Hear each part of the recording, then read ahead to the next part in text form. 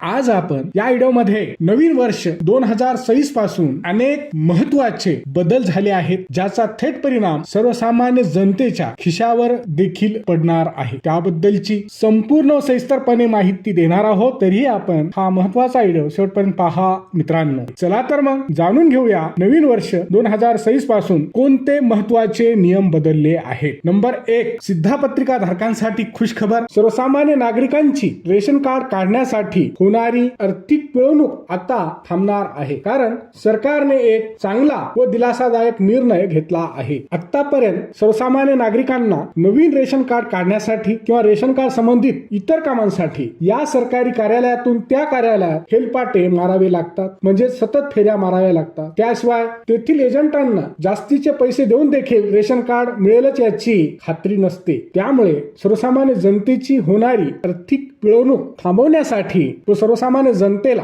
Online व सोप्या पद्धतीने रेशन कार्ड उपलब्ध करून देण्याचा निर्णय सरकारने घेतला आहे। या निर्णयामुळे सर्वसामान्य नागरिकांना व खास करून ग्रामीण भागातील लोकांना मोठा दिलासा मिळणार आहे। नंबर 2, रिझर्व्ह बँक ऑफ इंडियाचा चांगला निर्णय। तुम्ही कर्ज किंवा क्रेडिट कार्ड घेण्याचा विचार करत असाल तर भारतीय रिझर्व्ह बँकेने एक चांगली व दिलासादायक बातमी दिली आहे। आरबीआयने क्रेडिट स्कोअरच्या नियमांमध्ये मोठा बदल केला आहे। याचा फायदा सर्वसामान्यांना होणार आहे। पूर्वी तुमचा सिबिल स्कोअर किंवा क्रेडिट स्कोअर अपडेट करण्यासाठी जवळपास 30 ते 45 दिवस म्हणजे 1 ते 1.5 महिना लागायचा, परंतु आता आरबीआयच्या नवीन नियमामुळे ही प्रक्रिया आता खूप जलद होणार आहे। देशातील सर्व क्रेडिट माहिती कंपन्यांना 1 एप्रिल 2026 पासून आता दर 7 दिवसांनी म्हणजे एका आठवड्यामध्ये क्रेडिट स्कोअर अपडेट करणे आवश्यक असणार आहे। तुम्ही तुमचे क्रेडिट कार्ड बिल वेळेवर भरले किंवा कर्ज वेळेवर फेडले तर तुमच्या क्रेडिट स्कोअर मध्ये जलद गतीने सुधारणा होईल। यामुळे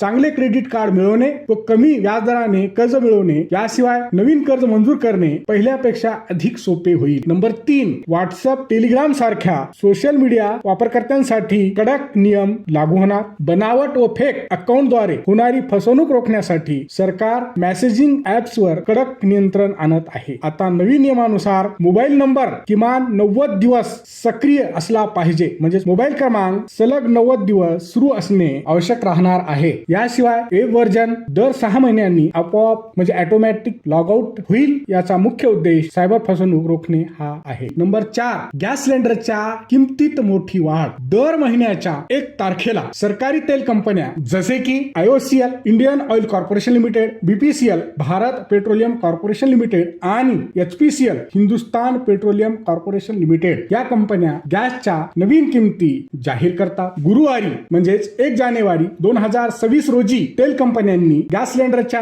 नवीन किमती जाहीर केल्या आहेत। गुरुवार 1 जानेवारी 2026 पासून व्यावसायिक म्हणजेच 19 किलोच्या कमर्शियल गॅस सिलेंडरच्या किमतीत 111 रुपयांची वाढ करण्यात आली आहे। गुरुवारी झालेल्या 111 रुपये दर वाढीनंतर आपल्या महाराष्ट्रात मुंबईमध्ये 19 किलोच्या व्यावसायिक गॅस सिलेंडरसाठी ग्राहकांना आता 1642 रुपये 50 पैसे मोजावे लागणार आहेत। आधी हा गॅस सिलेंडर 1531 रुपये 50 पैशांना मिळत होता। दुसरी महत्वाची गोष्ट म्हणजे व्यावसायिक गॅस सिलेंडरच्या किमतीत वाढ झालेली असली तरीही मात्र 14.2 किलोच्या घरगुती वापराच्या गॅस सिलेंडरच्या किमतीत सरकारी तेल कंपन्यांनी कोणताही बदल केलेला नाही, म्हणजेच घरगुती गॅस सिलेंडरच्या किमती या पूर्वीप्रमाणेच राहतील। नंबर 5, शेतकऱ्यांसाठी नवीन नियम लागू होणार। केंद्र सरकारकडून पंतप्रधान किसान सन्मान निधी योजनेअंतर्गत देशभरातील शेतकरी बांधवांना दरवर्षी 6,000 रुपयांची आर्थिक मदत दिली जाते। नवीन वर्षापासून म्हणजेच 1 जानेवारी 2026 पासून PM किसान योजनेच्या काही नियमांमध्ये मोठे बदल होणार आहेत। फॉर एक्झाम्पल, काही राज्यांमध्ये शेतकऱ्यांसाठी आता एक युनिक ID म्हणजेच शेतकरी ओळखपत्र दिले जाणार आहे। PM किसान सन्मान निधी योजनेचे पैसे मिळवण्यासाठी हे ओळखपत्र अत्यंत आवश्यक असणार आहे। देशाचे कृषी व शेतकरी कल्याण राज्यमंत्री श्री रामनाथ ठाकूर यांनी अलीकडेच संसदेत सांगितले की 14 राज्यांमध्ये शेतकरी नोंदणी प्रक्रिया सुरू करण्यात आली आहे, जेथे नवीन नोंदणीसाठी फार्मर ID म्हणजे शेतकरी ओळखपत्र आवश्यक असेल। हा व्हिडिओ शेवटपर्यंत पाहिल्याबद्दल आपल्या सर्वांचे अगदी मनापासून आभार। खूप खूप धन्यवाद। जय महाराष्ट्र।